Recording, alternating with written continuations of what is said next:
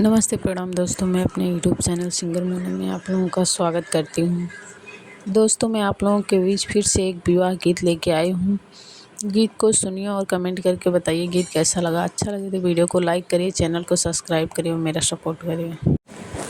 पापा बिजनेस वाला लइका बड़ा खोजा, बिजनेस वाला सुंदर होना हो।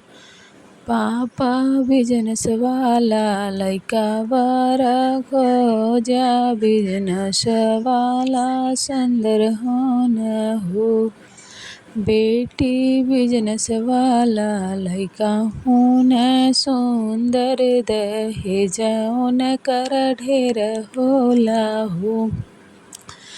बेटी बिजनेस वाला लइका होना सुंदर, दहेज कर ढेर होला हो।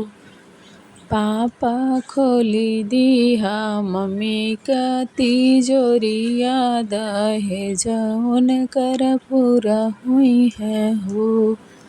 चाचा बिजनेस वाला लइका बड़ा खोजा, बिजनेस वाला सुंदर होना हो। चाचा बिजनेस वाला लइका बड़ा खोजा, बिजनेस वाला लइका सुंदर होना हो। बेटी बिजनेस वाला लइका होना सुंदर, दहेज कर ढेर होला हो।